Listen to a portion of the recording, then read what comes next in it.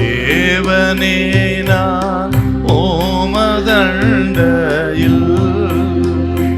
இல்லோம் நெருங்கி சேர்வதே என் ஆவல் பூமியில். ஆதியாகமம் 41ஆம் அதிகாரம் வாசிங்க பார்க்கலாம். 52. நான் சிறுமைப்பட்டிருந்த தேசத்தில் தேவன் என்னை பழுக பண்ணினார் என்று சொல்லி இளையவனுக்கு எப்பிராயிம் என்று பெயரிட்டான். எப்பிராயிம் என்று சொன்னால் கனி கொடுக்கிறவன், 2 மடங்கு கனி கொடுத்தல் அப்படின்னு அர்த்தங்க. யோசேப்பு தன் இருதயத்தின் ஆழத்திலிருந்து அவன் நன்றி செலுத்தின அற்புதமான வசனம். நான் சிறுமைப்பட்டிருந்த தேசத்திலே கர்த்தர் என்னை பழுக பண்ணினோ. எப்படி பழுக பண்ணினாருங்க?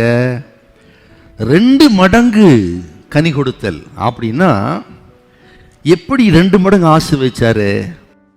ஏன் இந்த பேரை வச்சார்? எப்பிராயிம் 2 மடங்கு கனி கொடுத்தல் ஏன் வச்சாருன்னு கேட்டீங்கன்னா, அந்த சிறுமைப்பட்டிருந்த தேசத்திலே தான் 2 குமார்களை கர்த்தர் கொடுத்தார். 2 குமார், மனாசே, எப்பிராயிம். முதல் ஆசீர்வாதம். 2வது 41ஆம் அதிகாரம் 40வது வசனம் வாசிங்கன்னா, எகிப்து தேசத்துல 2வது ஸ்தானத்துல வைத்தாராம். 2 பிள்ளைகளை கொடுத்தார், 2வது ஸ்தானத்தை கொடுத்தார். பார்வோன் மன்னனின் 2 சொப்பனங்களுக்கு அர்த்தத்தை சொல்ல அப்படியே நடக்க செய்தார். தனக்கு 2 தரிசனங்களை கொடுத்து அதை நிறைவேற்றும்படியான கிருபை செய்வார் அப்படின்னு எப்பிராயிம் 2 மடங்கு கனி அப்படின்னு பேர் வச்சார். நான் சொல்லுகிற இந்த நாளில உங்களுக்கு ஆண்டவரின் வருஷத்துல 2 மடங்கு ஆசீர்வாதத்தை கொடுக்கணும்னா ஒரே காரியத்தை நம்ம செய்வோம். அவர் நமக்கு பாராட்டின சகல காரியங்களுக்கு நன்றி செலுத்துவோம். தோத்திரம் பண்ணணும். நீங்க இந்த வருஷத்துல என்னெல்லாம் நமக்கு செய்திருக்கிறா, செய்யாததை நினைச்சு கசந்து கொள்ளாதீங்க.